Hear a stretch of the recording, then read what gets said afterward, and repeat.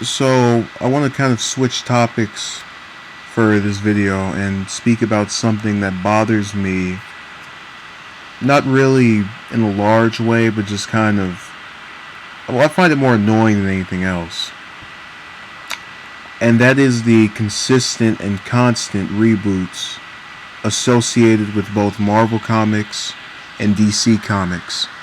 Now, I'm not going to tell anyone how to run their industry, but there is a certain level of frustration that I think fans can have when these movies come out, and it's not really geared towards the fact that they are uh, films that are new or have their own universe, but it mainly stems from the fact that people have seen these stories before. Most of the time, with Spider-Man, Superman, Batman, their origins have been retold countless times in television, in other films. Obviously, the comics is where they originated from, but the point I'm making is that they are so recurring that it's almost becoming a chore to watch them again without some type of new element in play.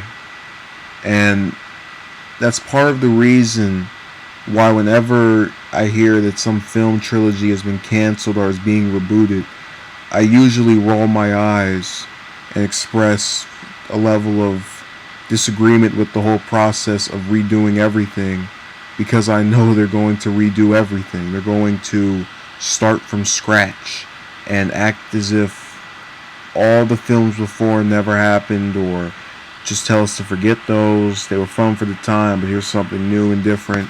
And it really started back in 2011 when the Spider-Man reboot was, or was it 2010?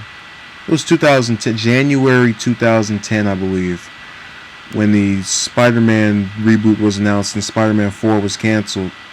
And I was so upset and so annoyed and so disappointed. Not really, I didn't cry or anything, but I was just, rolling my eyes back then. It was kind of my first instance of having that occur. And it was really something that I was annoyed by for two reasons. One was that I wanted him to be one of the first superheroes to get a fourth film that actually had the title 4, which movies seem to be ignoring for the most part. And another part of why I was so excited for that was because I really wanted to see what they were going to do with it. They talked about bringing Vulture in, all that, which that's a villain that's not really that popular, but whatever. And sure enough, when The Amazing Spider-Man came out in 2012, it was a complete just retelling of Spider-Man's origin. And I didn't like that because I'd already seen that. It was nothing new. It was a repeat of a prior experience. It's kind of like reliving an earlier portion of your life. You go back to it the first time, but when you start, and you might actually enjoy it that initial time, just kind of seeing it once. But if it's something that you didn't really find all that pleasurable to begin with, you're not going to get as much of an impression. Really, after the first two times of seeing his origin, which, if I remember correctly, were in the 1990s series, tentatively titled Spider-Man, and I think I might have read I think it was Amazing Fantasy 15, his first appearance. And again, it was cool those first two times, seeing the adaptation and seeing the actual story. But after the second, the third, fourth, fifth time, with all the cartoons and these films, it just got boring. And you don't have to flash back to convey a story, or even you can allude to it. You can move on without it.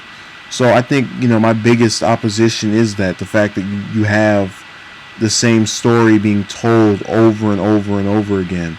All these Batman films, there's at least 3 of them that I'm positive have the origin, and there's at least going to be 3 of them. Same thing with Spider-Man. How much you willing to bet this new film is going to be the origin just retold? Again, with another actor in prettier colors. Because time keeps passing. If I live to be 40, I'm about 90% sure we're going to see at least 2 more theoretical films with the origin for Spider-Man. I guarantee that. That by the time, if I live to be 40, we're going to see 2 more origins. So that's 2038. Probably more times than that. Because they just keep rebooting it and starting over and starting from scratch. And really, what could be done with these, they're talking about the cinematic universe for Marvel, and DC's trying to have their own, except on a lower budget, because their characters apparently aren't as popular. I don't know. People still speak about them as often as they do with Marvel characters.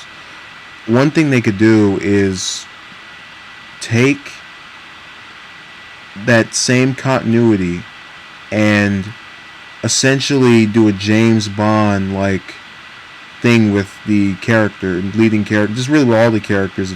As time progressively passes, get new actors.